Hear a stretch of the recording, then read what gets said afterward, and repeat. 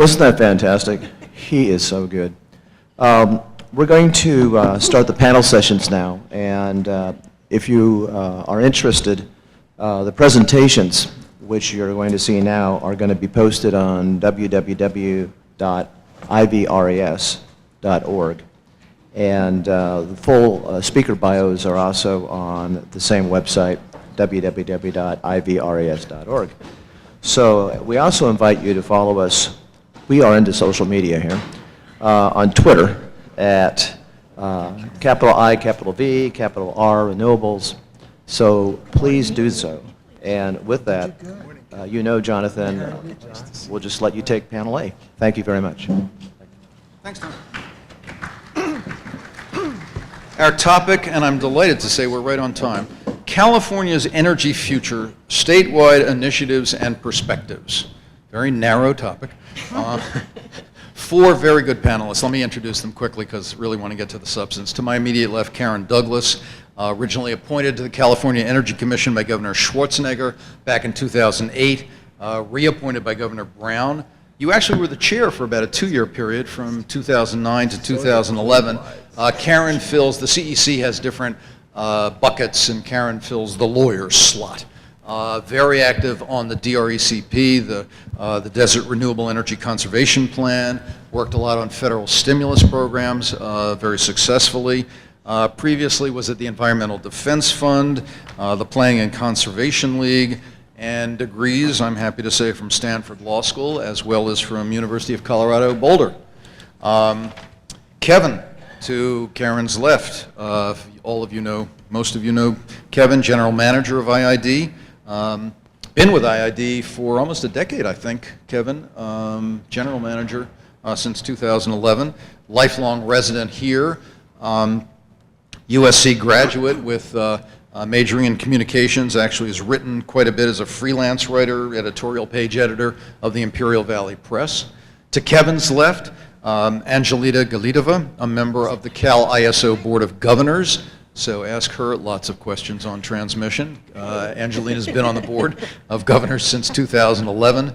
And you're in your second term, I think, which expires next year. Previously, Executive Director of Los Angeles Department of Water and Power, Power Analyst at the New York Power Authority, and a graduate at Pace University Law School with lots of degrees, JDs, LLMs, all that kind of stuff. I don't mean to belittle it, I'm just jealous. John White. John, you're UC Riverside, if I recall? Yes. UC Riverside graduate. Real leader of the Green Movement for 35 years. He's the Executive Director of CERT, the Center for Energy Efficiency and Renewable Technologies. Full disclosure, I'm the chairman of CERT. I co-chair it with Ralph Cavanna of NRDC. CERT has been around for about 25 years. Really, it's a marvelous private-public consortium. You've got developers together with Union of Concerned Scientists and Sierra Club and NRDC really working on really the brains behind a lot of where California is today in its renewable energy policies. John did work in the legislature, helped to draft the California Clean Air Act actually, and worked on many of the statutes we have today, AB 32. The most important, the Global Warming Solutions Act of 2006, and really involved in virtually all environmental legislation for the last several decades. We're all young, but these go on for decades. So let's get started. I have a couple of questions, but I want the panel to, I want as much interaction as we can, and start thinking of questions from the audience as well. But for starters, Karen, you're as you know, as a CEC commissioner, well, we heard earlier today, Imperial County's got its general plan. They've got a general plan amendment. They've got a South Salton Sea plan. I found an alternative general plan. I found a geothermal and transmission element update. There's a critique of the DRECP. This is a county that has really taken a very hard look at its own planning process. So I guess my question for you, number one, tell us about the DRECP in general for those who don't know about it, but then zero in on Imperial. What does Imperial County's future look like through the lens of your work on the DRECP? All right, well, thanks for that question. I'll be brief on the DRECP, and actually we made a pretty big announcement earlier this week on how we're proceeding on the DRECP. The DRECP is part of the state's effort to, through partnerships with local government and federal government agencies as well, help put in place the planning framework for both mitigating the impacts of mitigating climate change by reducing emissions and also increasing resiliency and our ability to deal with the impacts of climate change itself on the natural environment and on our way of life in California. And so the DRECP is a large planning process. It's been going on for over 5 years now, involving the California desert, about 22.5 million acres in all, of which 10 million acres is public land, and within which there are all or part of 7 counties. And the purpose of this is to both identify the best opportunity areas for renewable energy, where projects can be developed at generally lower environmental impact, and also put in place a conservation framework to achieve long-term conservation goals in this incredibly rich and diverse region, fragile region environmentally, in a region where there's a very high rate of endemic species. And so the counties have been key partners in this effort, and Imperial County has been a key partner in this effort in a number of ways. First, certainly by working collaboratively with us for the years of putting this together, and secondly, by taking on, through 2 planning grants from the California Energy Commission, the work of updating its, and I'm going to have to reach for the name of the plan, but its general plan with regard to alternative energy and transportation, and also open space and conservation in phase 2 of the grant. So earlier this week, along with the Energy Commission, along with Bureau of Land Management and the wildlife agencies we've been working with, announced that we are going to phase completion of DRECP. We're going to begin with the public land element, the Bureau of Land Management land, and move that ahead on first, and give ourselves more time to work with the counties and really ensure that we can achieve that level of integration and alignment that we're looking for between the local, state, and federal levels of this. And I'm really optimistic about our work with Imperial County. I think that it's gone very well. The county's really stepped up, and maybe later I'll talk about how the county stepped up on permitting as well. But it's been a very good partnership. What's the legal status of the DRECP? Is it when final, is it going to be a zoning law? Is it going to be a master plan? It affects both federal and private lands. What's its legal nature going to be? So the plan, the draft that went out on the street has 3 elements: a Bureau of Land Management land use plan amendment, and that's a process that BLM uses to change land use designations and inform land use decisions on land that they manage. And then under state and federal endangered species laws, a state natural community conservation plan and a federal general conservation plan. One of the things that we're doing with the phased approach is taking a look at really the range of options for completing the private land and permitting aspect of this, from working in a tailored way with each county and maybe coming to conclusions or approaches that look different in different counties. So certainly beginning with the public land piece, that's a land use plan amendment. The private land piece, we're in a place of dialogue in order to find the best way to achieve our joint objectives. And what kind of deadlines are you looking at for finalizing that work, or in terms of public comment at least? Well, the public comment period closed. Right. And we got 12,000 comments, and so we're really looking at moving the plan, the public land part of the plan, generally on the schedule that we had, but I've got to caveat that by saying that there are 12,000 comments. Some of them are very detailed.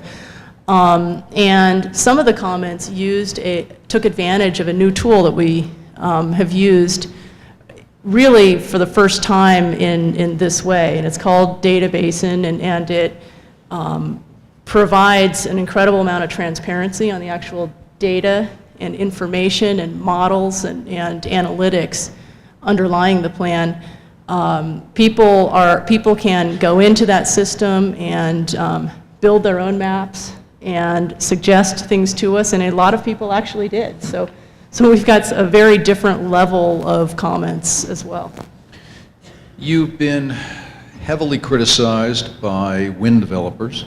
Talk about that a little bit, and talk about where geothermal settles out in this plan, because I think that's of great interest to Imperial County.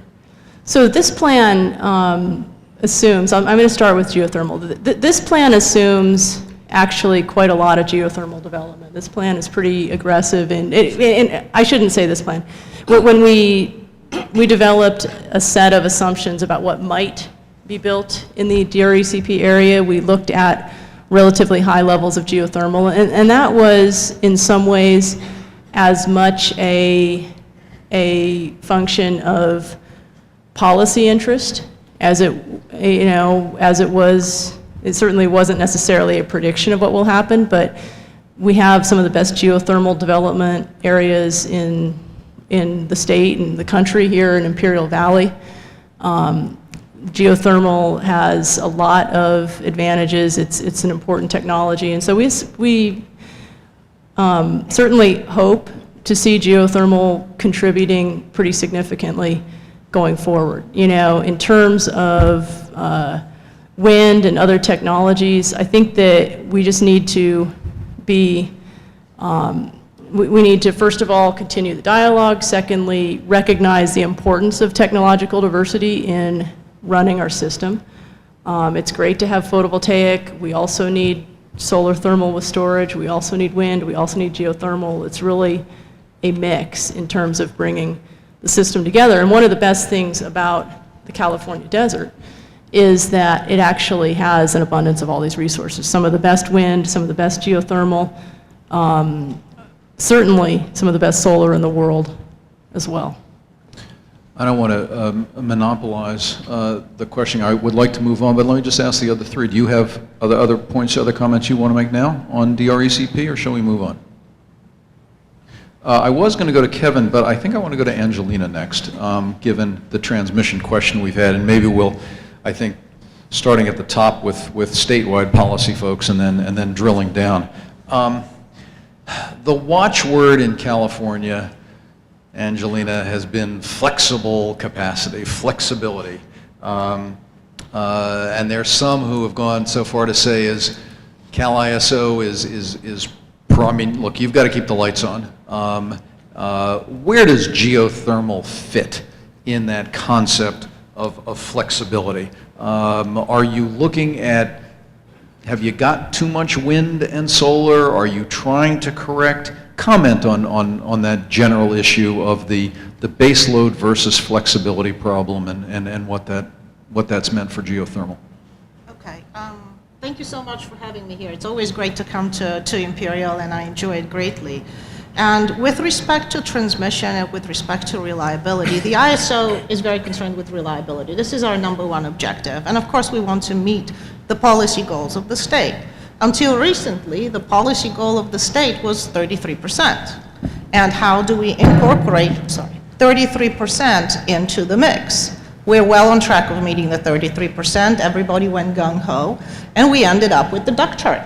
We have an issue with the duck chart because if you have too much renewables at a certain time of day, we end up having overgeneration, and nobody wants the C word, which is curtailment. So what do we do not to be able to curtail? And what happens if we move into the future and if we moved into a 50% scenario by 2030, and what happens beyond? Are we going to stop at 50? Are we going to continue further? How is the overall policy objective going to be shaped?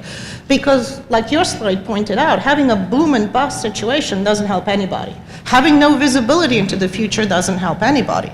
All of us make infrastructure investments that are 20, 30, or longer period times with lifespans. So we need to make sure that we're looking beyond 2030, and we're looking into 2050, and what happens, and what do we need the system to look like? Right now, flexibility is a keyword. Yes, we need flexibility because we've got renewables and we need to be able to ramp up and down, and we need to be able to make sure we can optimize the renewables, and the EIM market and other new technologies emerging are going to be part of the solution.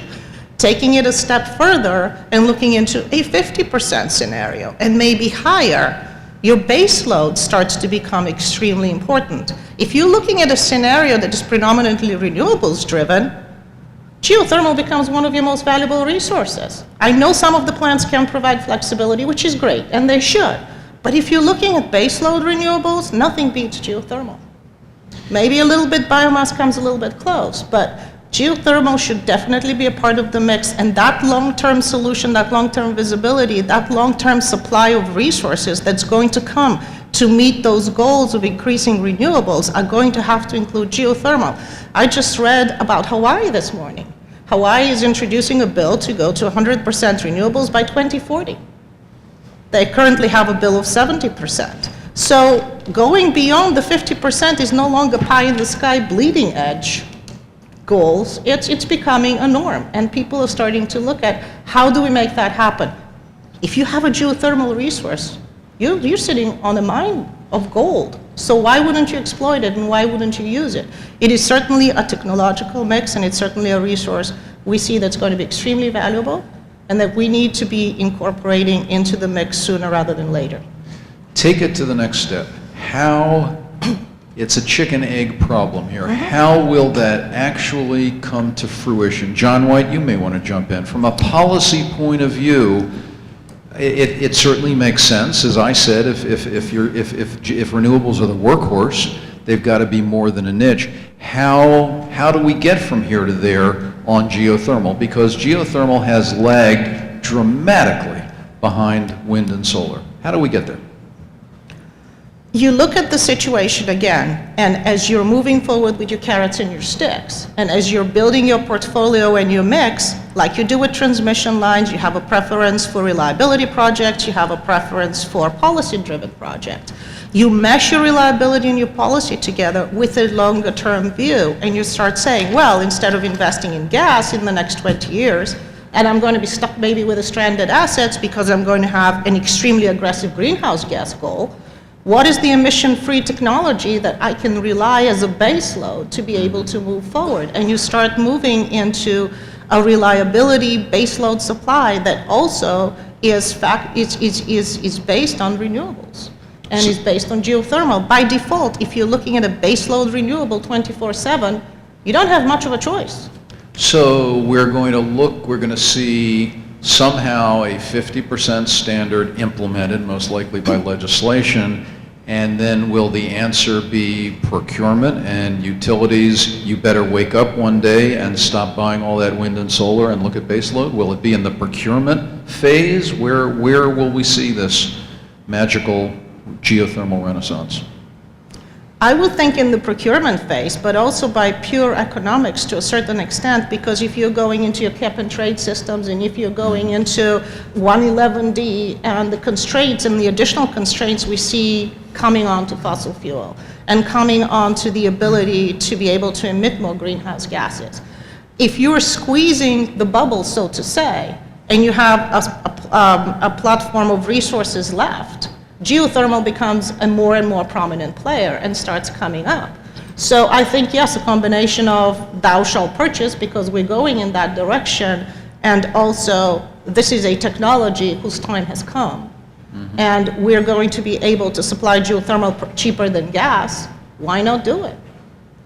And it's a local resource, it's a reliable resource, you're not dependent on pipelines coming from outside and constraints.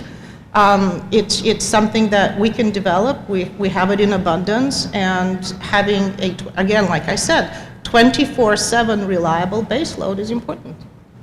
Let me switch gears on you a little bit, especially on that reliability question and cost. You spent considerable time looking at other countries' energy challenges in renewables, especially Germany.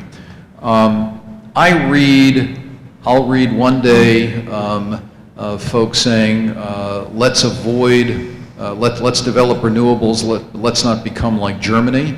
And then I read, let's emulate Germany. Germany, a country that is now about 27% renewables, moving a little bit backwards because of Chancellor Merkel's decision to close the 22 nuclear plants, which are emissions-free, so therefore getting more coal into the system. But that aside, I guess the question I have for you is, what have you observed?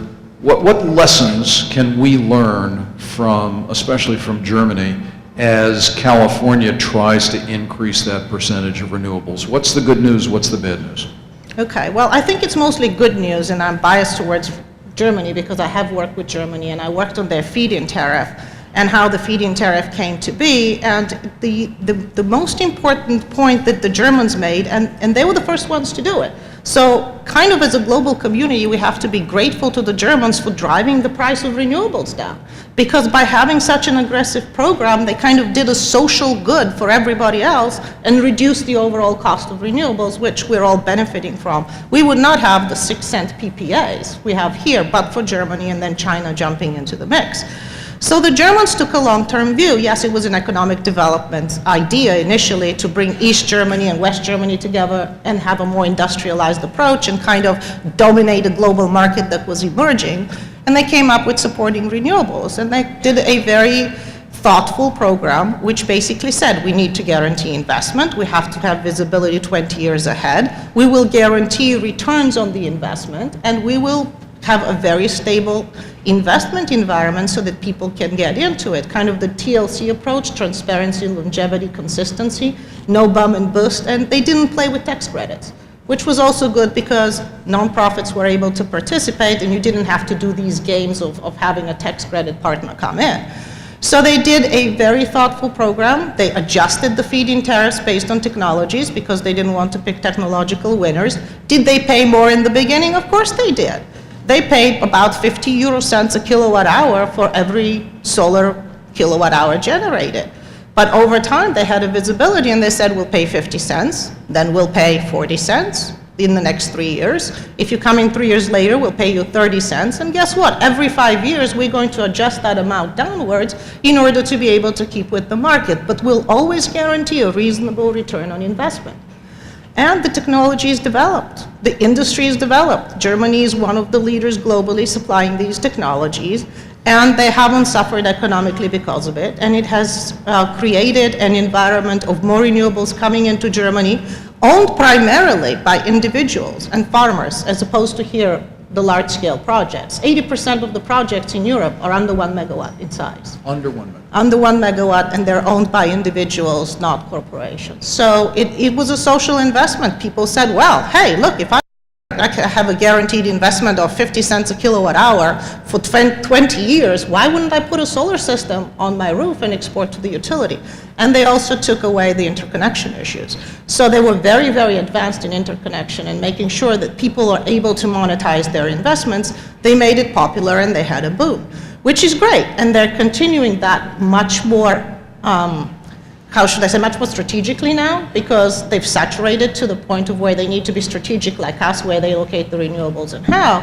But in my opinion, it is a tremendous success story that has showcased how the technological price can come down.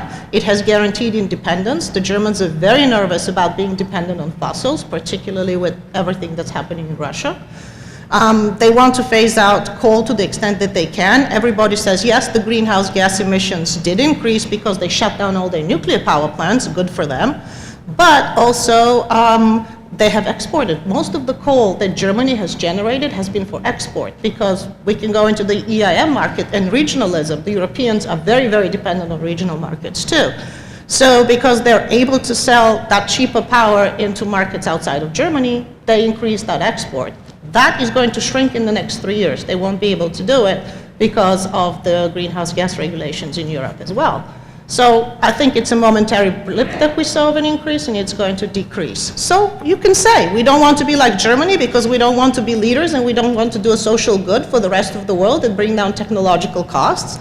Or you can say, good for them, let's follow and let's see what we can do to push this forward, because all of us as a global society benefit from more renewables and technologies that support them in order to have a carbon-free grid. Your last point actually suggests an answer to my next question, which is, why did Germany use the feed-in tariff approach primarily? California used a completely, I mean, yes, we looked a little bit at feed-in tariff, but used primarily an RPS approach. Yeah. Why did those two jurisdictions pick the system they did? I think your answer on feed-in is really more of a social good there and really push technology as opposed to get us to a 20%. I don't know, but let me turn it back to you. Well, I mean, it's again, the Germans didn't have a specific goal in mind in terms of we want to have 20 or 30%. We're just going to have a market approach. We're going to give people the tools and let it end up where it ends up. And interestingly enough, we're very similar in where we've ended up as California with the portfolio standard, where Germany is right now. So both approaches have produced similar results, except in Germany, it's mostly individual owned by the individuals and maybe some aggregated individuals coming together. Here we have more of large-scale projects. Certainly we have rooftops as well in a different program and distributed DG, but that's also an issue of space. They don't have enough space in Europe. You cannot, a 5 megawatt project there is considered an awesome project. You don't see many 100 megawatt projects or larger. Maybe in wind, distributed somewhere, but certainly not in solar. So it's geographic to a certain extent, and it's resource constraints. But we've had similar developments. Our goals are very similar in terms of greenhouse gas reductions. So it's going to be beneficial for us to coordinate and collaborate with our European partners to a certain extent, because we have very similar challenges in terms of how do you integrate more renewables, how do you dispatch, how do you run your regional markets, how do you collaborate with your neighbors, and how do you make the resources available when they're needed. Norway and Switzerland supply a lot of hydro resources, and they're seasonal. Germany and some other countries supply a lot of renewables, and they're balanced by the hydro resources in other countries.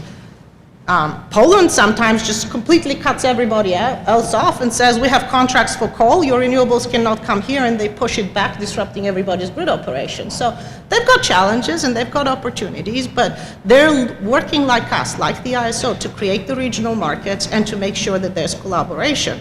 So they've been a little bit more aggressive in incorporating more renewables on the distributed side. We've been more aggressive in incorporating renewables on the transmission side. And I'm happy to say that the ISOs in Europe and our ISO in California are starting to collaborate on what lessons have we learned, what can we do to improve, and let's come up with a solution instead of everybody individually reinventing the wheel, something we can work together and push it faster. I want to come back to you with actually that very question, both of lessons learned in the past, but moving forward to a 50% level, what will those challenges be for the ISO? But let me turn to Kevin. Kevin, everyone's talked about saltancy, geothermal's been there, two big words, two big concepts. Where does the saltancy and specifically geothermal development fit into this future of 50% renewables for California?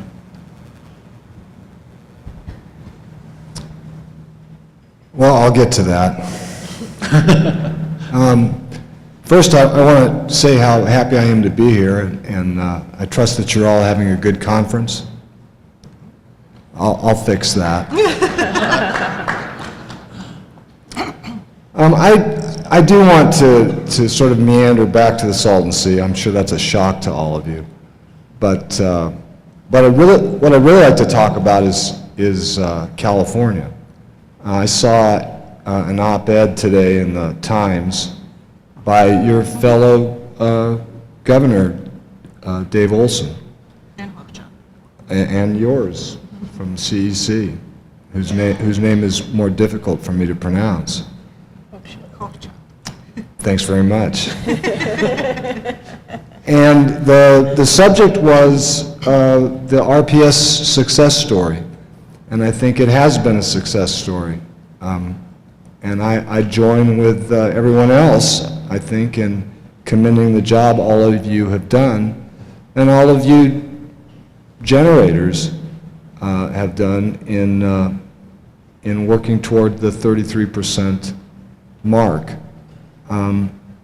California is a wonderful state, and it has a particularly grand place in the Union. It's this progressive tradition. And we saw something very much like that in the governor's announcement on the 50-50-50. I spoke I guess it was a year ago now, to the Southern California Association of Government. And they were having a General Assembly or something. And I talked to them about Imperial County's and IID's Salton Sea Restoration and Renewable Energy Initiative, and enlisted their help. And I commented to them that I could remember being a student in Los Angeles many years ago, where there were only 5 or 6 days a year that were quintessentially clear. Sort of beautiful postcard Southern California weather. The rest of the time it was smog.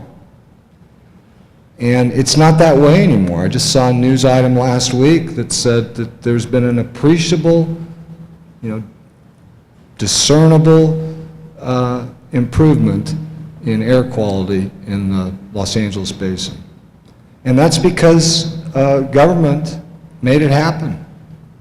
Took a long time, and it happened.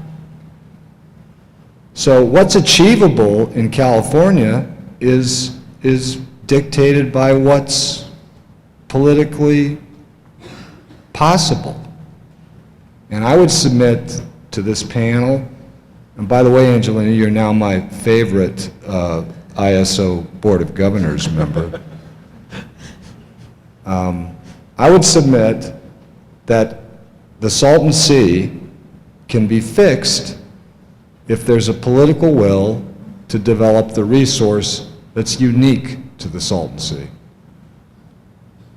I don't go in for this running debate on whether or not there's a problem with the ozone or greenhouse gas reductions. On the water side, I see it every day.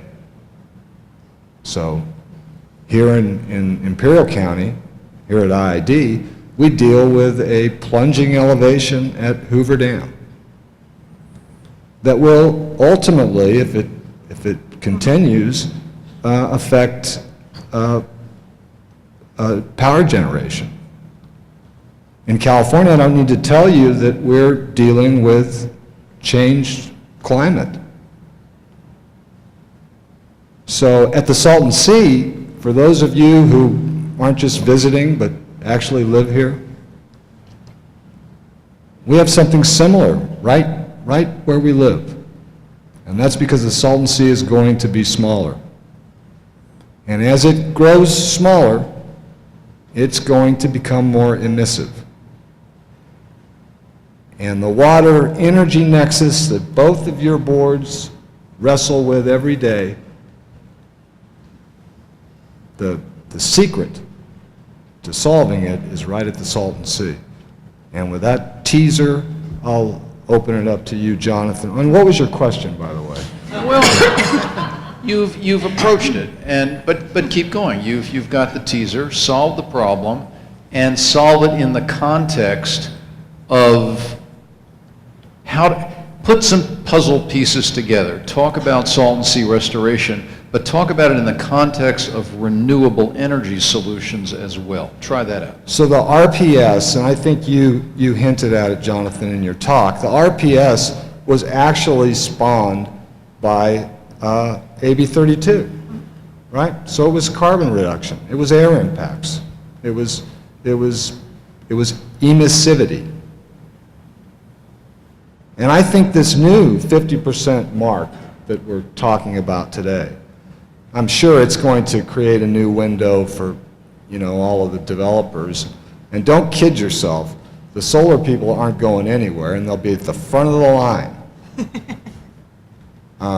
And you know what? That's fine. But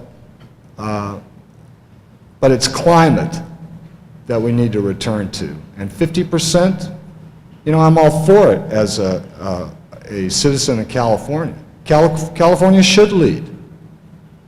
Why stop now?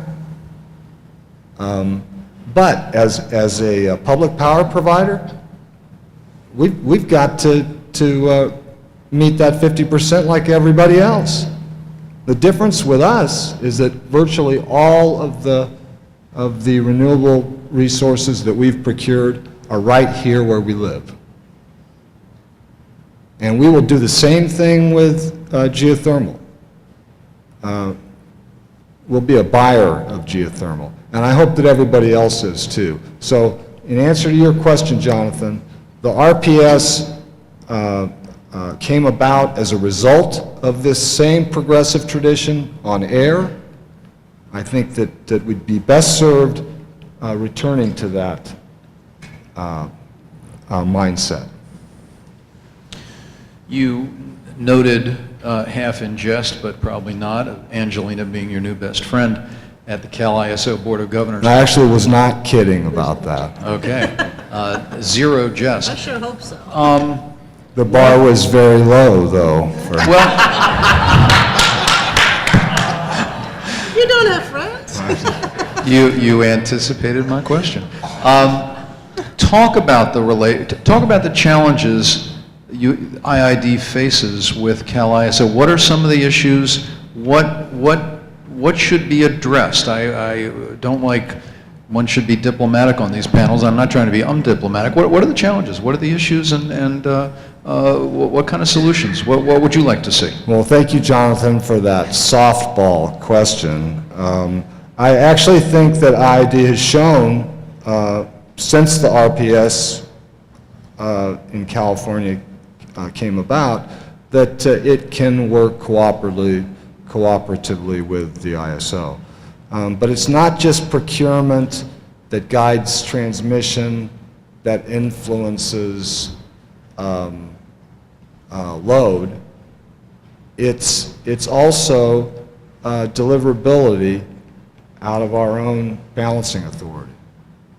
So there's some dispute about how much deliverability IID could offer today. If tomorrow morning there were a new 50 megawatt plant at the Salton Sea, and I'd submit to you that if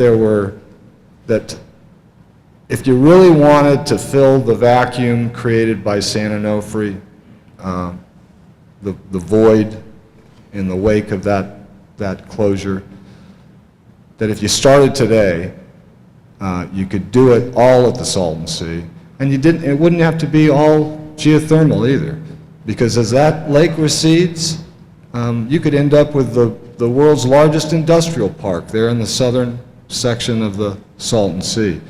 And if California is going to be serious about dealing with the real problem that exists there, then that's the way we'll all cooperate together, and we'll solve it. All right, we'll come back to that as well. I'm about to really kill a metaphor here, but John White, in baseball terms, you're batting cleanup. Cleanup batters get to pick their pitches, especially when they've got runners on base, so you've got 3 good runners. I almost hesitate to ask you a specific question. I've also never seen you been this quiet for such a long period of time on any panel, anywhere. I'm just going to open it up to you.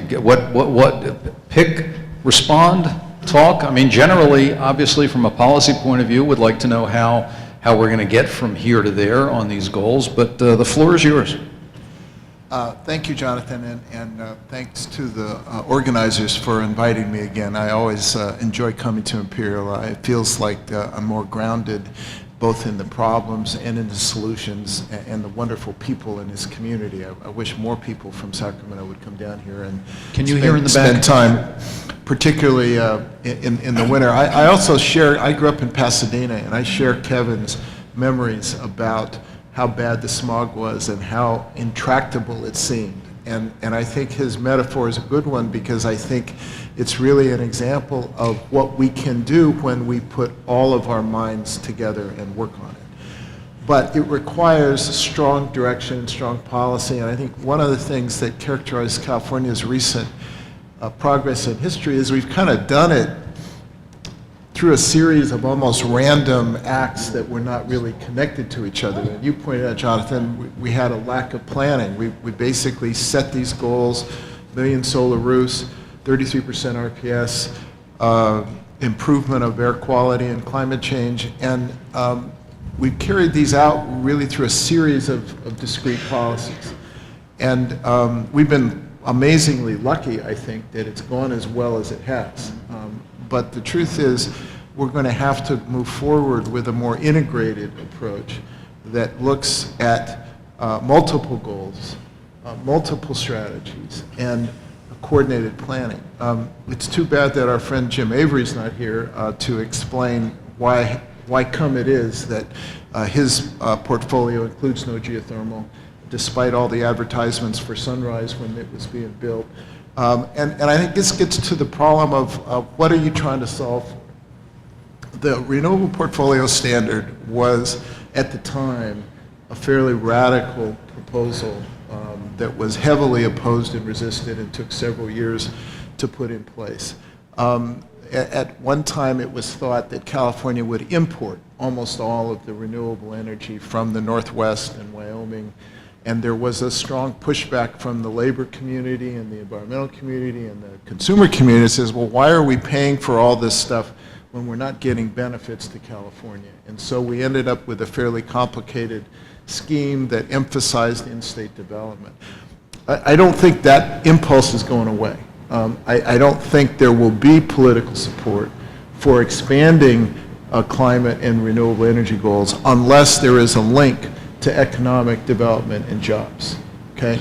But the second thing is that RPS has been kind of because it was a regulatory program, the emphasis was on compliance in the near term. How many kilowatt hours did you buy this year and next year? As well as avoiding penalties. And then finally, being very conscious of costs. Ironically, the big risk of the RPS was supposedly it's going to increase costs. And so we put all these belts and suspenders on to do cost containment. PUC staff micromanaging the RPS in their fashion, and I wish Angelina's sentiments were shared by some of her colleagues at the PUC, because the PUC staff has basically had blinders on and said, geothermal's too expensive, and it isn't flexible. And so we're going to keep buying more PV. And yet that same group of people has no concept for how we're going to manage all of this curtailment that's going to come about. So I think in the end, it's likely that we will have a backbone renewable requirement on the way. But the other thing is, it's not just 50%. If we're serious about climate change, we have to decarbonize the grid. That means 80% and more by 2050, and the pathway to those numbers cannot be done without planning. We can limp along and keep doing the RPS like we're doing, and that's probably a good thing given the prices are low and buying more wind and solar is a fine thing. But if you're trying to manage the grid with the least carbon, you're going to want more transmission, you're going to want more geothermal, and you're going to want more bulk storage.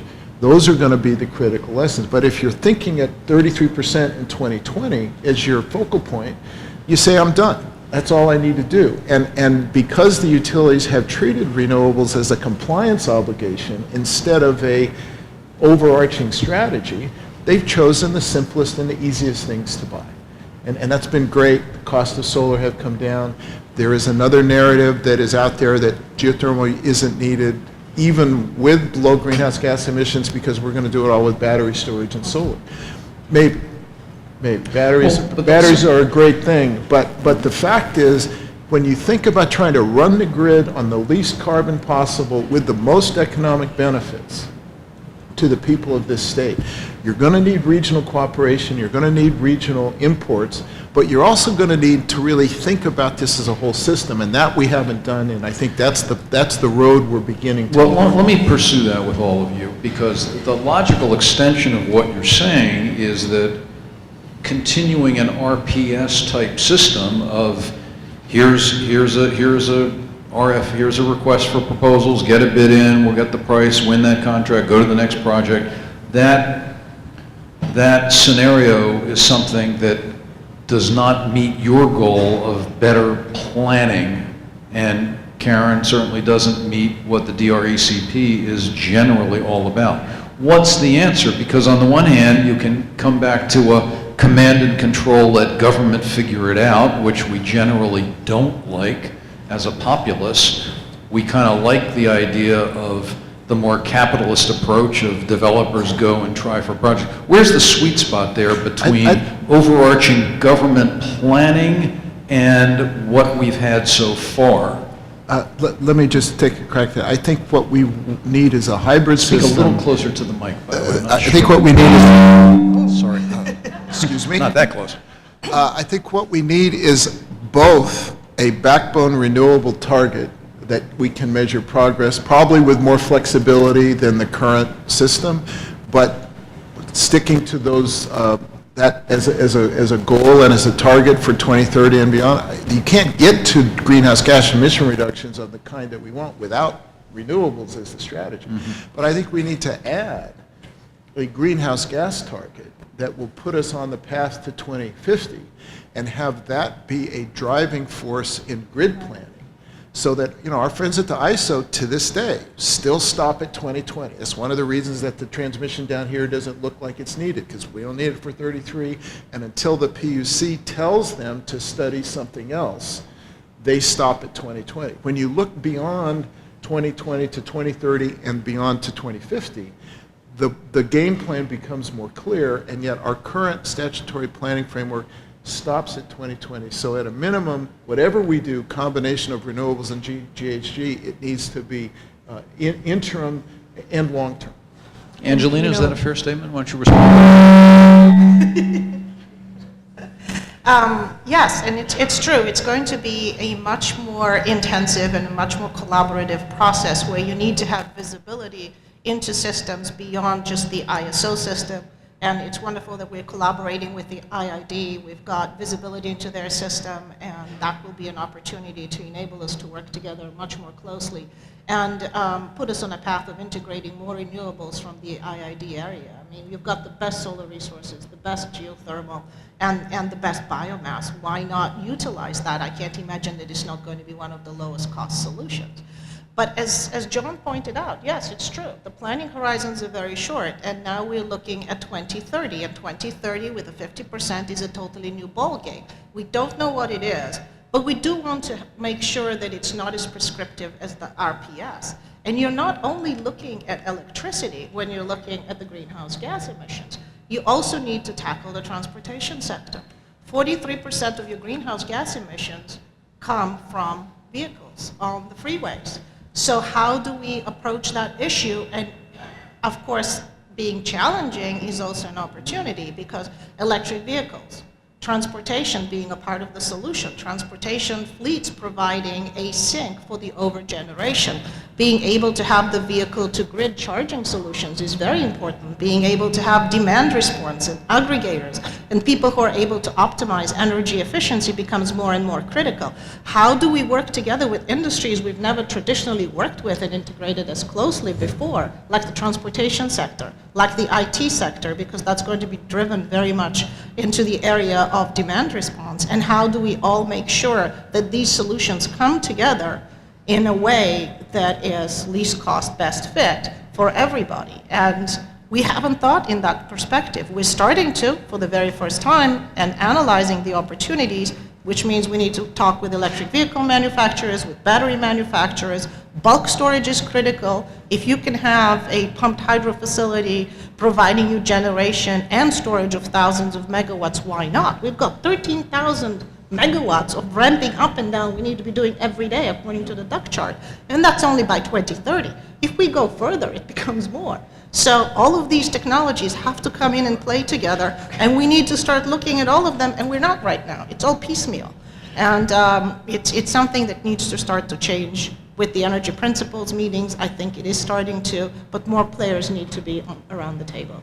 So I'm just going to step in and add that, I don't think the Dear ECP speaks to this question. It doesn't speak to what we procure. It doesn't speak to how we procure it. It's about permitting and conservation opportunities and constraints, and it provides useful information, but it doesn't really tell us, should we have an RPS? Should we move to a more climate-focused framework? I do know that we have had a lot of success in meeting the RPS targets that the state has set for itself over time. We have met our target of 20% renewable energy by the end of 2013. We've already exceeded the target of 25% renewable energy by the end of 2016. We are likely to significantly exceed the target of 33% by 2020, and some people think that we might find ourselves at 40% by 2020. So there's no question that the RPS has been an extremely successful tool in helping the state set and meet quantitative renewable energy goals. And I think the question before us is, given the challenges of moving to 50% and beyond, do we need to integrate additional kinds of framework, kinds of ideas and frameworks so that we can ensure that we achieve the system integration that we're going to need at those higher levels? Before opening up to questions, I want to, from the audience, and do start thinking of questions, folks. I want to come back to Kevin for a second. You talked at possible solutions for salton sea restoration. I guess my question is, if you, well, maybe the direct question, Kevin, is, you're dictator. Do you need legislation, specific legislation, to advance some of these salton sea restoration ideas, or is it a matter, as you said, of just political will? If you could wave the magic wand, what would happen? Well, we've already proved that I'm not capable of waving a magic wand, because I've been at this for the better part of 2 years and have gotten very little traction. But something will happen at the Salton Sea this year. And it will either be very positive for the people who live in the Imperial or Coachella valleys, or it will be very chaotic for the state of California. But in 2017, that mitigation water that the Salton Sea has relied on for the first 15 years of the nation's largest agricultural to urban water transfer goes away. And the Salton Sea falls off the cliff at that point. So what the people who live here most need is a bona fide partner. And in that grand tradition of progressive, enlightened public policy, California needs to step up and be that partner. You talking the governor's office? You talking the John Lairds of this world? Is it like the energy principles getting together? I think all of the above. Mm-hmm. But there's an urgency that attaches to this issue that you really don't feel unless you live here. And what I'm suggesting to this audience and this panel is that we're going to do our best to make everybody feel it in 2015. Let me open up to questions. We've covered a whole range of areas. There's got to be questions from the audience. Yeah, in the front. Wait for the mic. Geothermal is very expensive to develop, and you're not talking about the financing of it. what needs to be done to increase the financing or make the companies that develop geothermal more comfortable about investing? You need a procurement strategy that isn't based on least cost, best fit. You need a procurement strategy that folds in the tangible benefit that comes with a resource that's virtually emission-free. Let me just add that the proverbial level playing field doesn't exist. The solar guys are able to bid 6 cents and get paid 8 because they get a time and delivery bonus for delivering their power in the middle of the day. We said that some of this problem with financing geothermal is that it is thought to be more expensive than it actually is. We know of bids that have been delivered below 10 cents, okay, for new geothermal. So it's not a question of being too expensive. It's more expensive than solar, but solar is in some ways still living off of the earlier circumstance when there wasn't very much solar, when the middle of the day was when we had the most critical needs for power. And so we paid them 2 extra cents for showing up in the middle of the day. Okay, that was great. They deserved it. Problem is now, as we've heard, in the middle of the day, we're curtailing resources because we have too much. Okay, so this is an example of where we need a more flexible and thoughtful approach to the RPS. And I think, as Kevin said, we need to marry the procurement of our greenhouse gas reduction resources with economic development and environmental needs in the state. It's been said in some circles that emission reductions for greenhouse gas emissions don't matter where they occur. That we can save a rainforest in Brazil and do the same benefit as if we do emissions in California.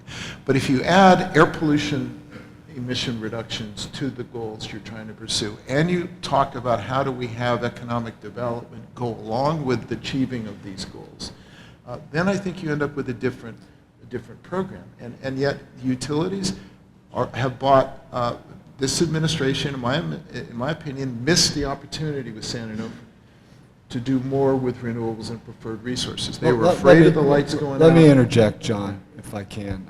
Lynn, you're a member of the working press. The only new resource that's been built at the Salton Sea for geothermal since California adopted its RPS is a 49 megawatt plant, and the off-taker is in Arizona. Matter of fact, after I'm done here, I'm going to drive out there. I'm going to check on how it's working out for them. I'll add one quick footnote on that level playing field point. Geothermal, one reason geothermal is very popular is geothermal pays property taxes. That's good for local communities. Utility scale solar is exempt from California property taxes. That is hundreds of millions of dollars over the 30-year life cycle of one of these plants. You know, Angelina made this point, it was kind of a subtle one, but it's important. Utilities are not looking at 10-year horizons. They're looking at 30 and 40-year horizons. Or when you look at the relicensing of nuclear plants, 40-year horizons have become 80-year horizons. So that's another important differential. And on that point, as I understand it, that property tax exemption ends up works out to about a penny a kilowatt hour. So if you have a 6 cent bid, you have a 2 cent bonus for time of delivery, you get a 1 cent exemption for property taxes, you're at 9 cents. So the idea that geothermal is wildly more expensive than solar just simply isn't true. Now, there's reasons to buy both. I don't want to make it the case that we don't. Plus all that overgeneration that Angelina's talking about on the duct chart, you know, you have to dump that energy. What's that cost? Not that I have any strong opinions about it. But this also gets to how we are using our natural gas, because a lot of the reason for the overgeneration problem is we've got a lot of self-scheduled gas on the system that isn't needed for reliability. That's sort of a legacy. So part of what we're going to have to do is true up our system to the multiple goals we're trying to achieve. Right. And the legacy issue is important. And when you're starting to look into the future and the cost of what that decarbonized grid is going to be, geothermal looks awfully attractive. At 8 cents, 24/7 supply, that's actually not a bad deal, because if you're looking at a 24/7 supply of intermittent resources, you have to add the cost of storage. And what is that cost going to be? That's another adder that we don't know yet. Right now, we know it's super expensive, and we're okay, we can bypass it, because at the 33% level, it's not so critical. It's going to become more important at the 50%. And then it starts becoming more interesting. So if we're looking at those horizons, we should be looking at the overall value holistically, and storage needs to be incorporated into how we value intermittent resources as well. And then geothermal, I think, becomes a very interesting winner. By the way, on the topic of natural gas versus renewables, I'm put on my utility hat for a second. We, take our Midwest utility that I was talking about earlier, we use renewables as a hedge for our customers, because we can pretty well pencil out the 30-year cost of a wind farm, because we know what the fuel cost is zero. If you look at the 30-year life cycle of a natural gas plant, combined cycle natural gas plant, about 80% of that cost generally is fuel. And nobody knows, you can't buy a contract for natural gas for more, without major hedging, for more than a couple of years. Geothermal developers will enter into 20-year contracts, 30-year contracts, because generally, and as will wind and solar, because you know the fuel cost. You don't know the fuel cost with natural gas. Oh, but see, we have a solution for that in California, which is we don't think about the fuel costs, right? What we do with the natural gas plants is we look at the capital costs, Yep. and it looks cheap. The reason that the utilities are so ready to buy gas is because they have no price risk on the downside. All of the future price risk for natural gas fuel increases are on the ratepayer. Yep. Okay, and there's no even 20% shared risk. It's all, so when you have what's called a tolling agreement, like the Carlsbad plant, that tolling agreement basically has the cost of the plant plus an index of what the future gas price is expected to be, but all of the risk for the future price increase is on the ratepayer and not on the utility. And that's one of the reasons that we've been so eager to buy so much gas. Other questions? Yes, here. And wait for, if you, someone bring a mic, yeah. Yes, I had a question related to the compliance instruments and the cost, or the use of the money of those compliance instruments, the credits that are bought for offset on greenhouse gas under AB 32. And since it's in the billions, or will be in the billions over the next few years of dollars available there, what portion or what allocation, if any, what earmarking is taking place towards renewable projects like Mr. Kelly's talking about that are near zero in their impact? And isn't that a potential funding source? And a part B to that is we allow offset credits. Now, that's a little more creative perhaps, but should there be some concept of offset credits, because you clearly are replacing what might otherwise be an emission for your production of energy that you're avoiding. So when we allow forests to be purchased, and it's kind of a comparable thing in terms of the benefit, if you will. I want to thank my brother for that thoughtful question. So it's the cap and trade that he's asking about. I can tell you that at IID, we repowered a natural gas plant in the last couple of years. And the efficiencies that we realized just operationally were matched almost equally by the offsets that we realized. So I think we went up to, what is it, Carl, 149 megawatts? But the heat rate just came way, way down. And it's our El Centro what we used to call the steam plant. But to your question, if there were just a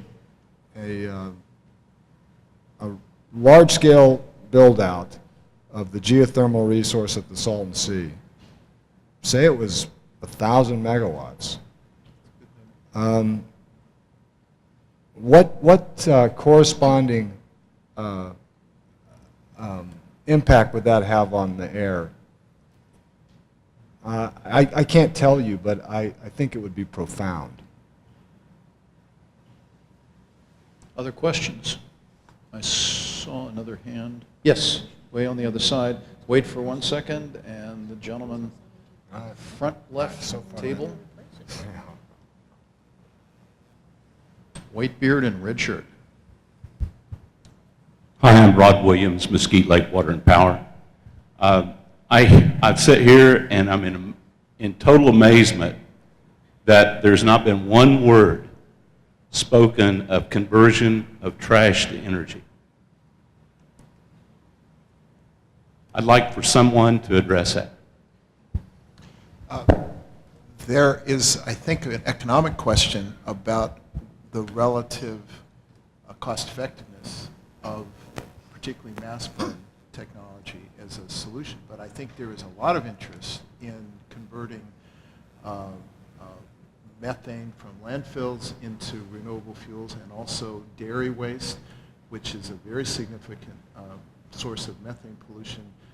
I think bioenergy with those sources has a future. I think generally burning of trash is controversial because of its pollution impacts and because of the cost. On the other hand, as we get more sophisticated at separating waste out and reducing the plastics and the metals and the other things, you get a cleaner waste stream, and you have potentially, I think, a more economic product. So I think that's a technology that has had some ups and downs, but I think particularly the emphasis on methane is going to make capture of at least animal waste and other wastewater treatment gas, those applications I think are likely to be part of the solution, and I think an important contributor.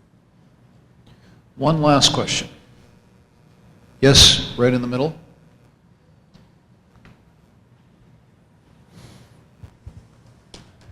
Thank you.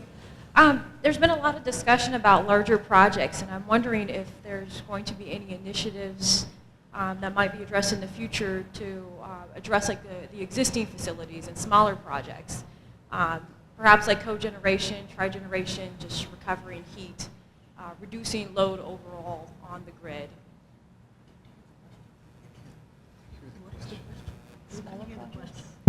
She's talking about new generation versus legacy. Did you hear the question well enough? I did She's not. talking about existing renewable projects? You're- She started with that. Say, we didn't quite catch your, say the question into the mic a little more clearly, sorry. No problem. Sound better? Yes. Okay, great.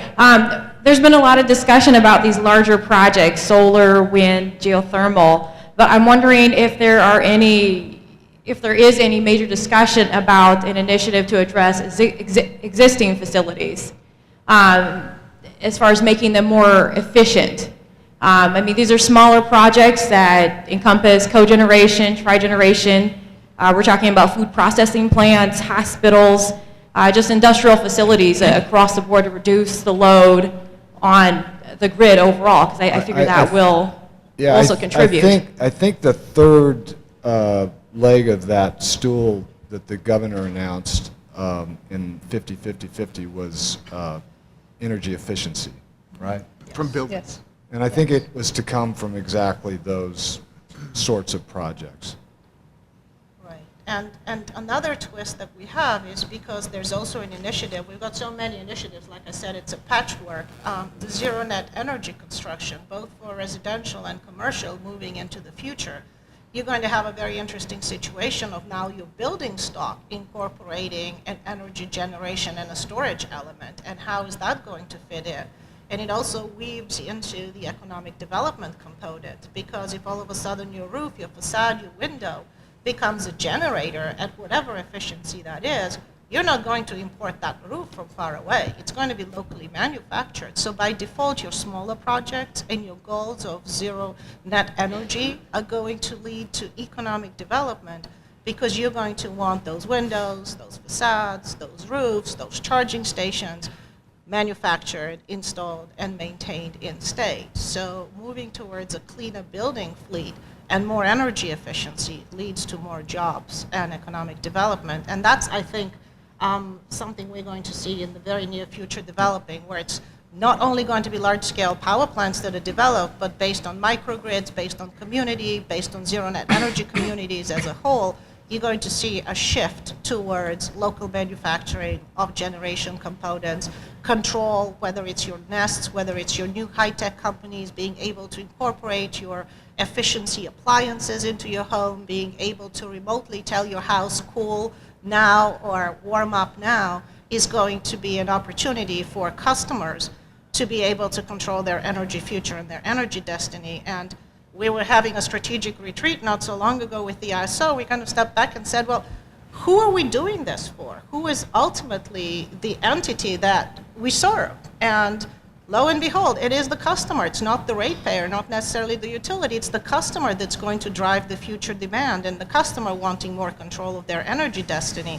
And that's going to lead to a much more flexible, a much more complicated, but a very exciting solution as well. You know, and I'll just say, I think it's really important to note that these are all solutions that are moving forward in parallel. It's not first one, then the other. The states put a lot of resources into energy efficiency. The Energy Commission's been doing that for decades, but also small solar and community and microgrid applications, and that's critical. That's a really important part of meeting our goals and integrating renewables and building more resiliency into California's cities.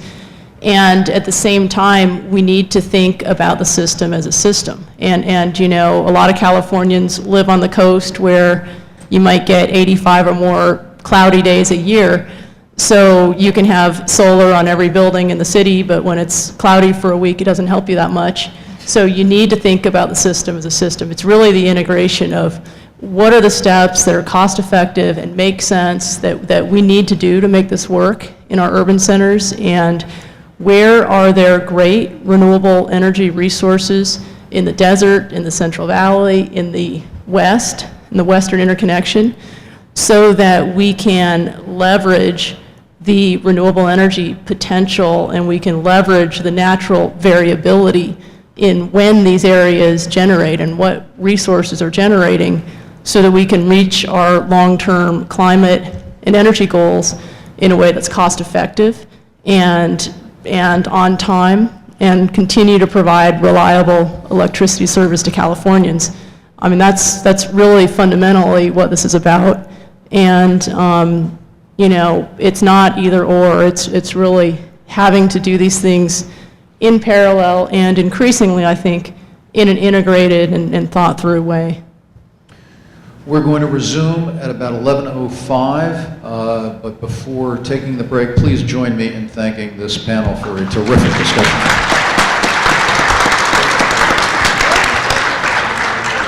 So I guess you're coming to Sacramento next week. I got an invite, so I'll be there talking about lunch. I'd love to talk to you before that. Thank you. If you take a look at your badges, Let's set some time to do before. and at the bottom you may see the letters BANQ. And if you do, that means you're registered for the banquet this evening. If you're not registered for the banquet, that'll be held this evening directly after the Cali Baja Mega Region reception. Please visit the registration office and they'll set you up. Kevin, always a pleasure. Yeah, good to see you. At this time, I would like to thank the sponsors of the summit. Certainly without their financial support, this would not occur. The title sponsor is IID. Premier sponsor is the County of Imperial. Diamond sponsor is SDG&E. Platinum sponsor is Tenasca Solar Ventures, along with IBEW Local 569, National Electrical Contractors Association, San Diego Imperial Chapters, Desert Security Services, Gold sponsor is our good friends at California Ethanol and Power, Pattern Energy, Plumbers and Steel Fitters, San Diego Imperial County, Local 230, 8 Minute Energy, Renewables, Z Global. Silver sponsors include Cal Energy, AES, Cali Baja Binational Mega Region, and Erickson Grant, Inc. And the additional silver sponsors are Gestamp Solar, San Diego State Center of International Business, Education, and Research, our good friends over at Southern California Association of Governments, Geothermal Resources Council, Regenerate, and finally, the bronze sponsors are Best and Kruger, California Manufacturing Technology Consulting, Control Thermal Resources, Inc., Enterprise Rent-A-Car, First Solar, Inc., Laborers Union Local 1184, Procopio, Corey, Hargraves, and Savage, San Diego County Water Authority, Securitas Security Services, and Shepard Mullen. We're going to take a short break, and we'll see you in just a little while. Thank you.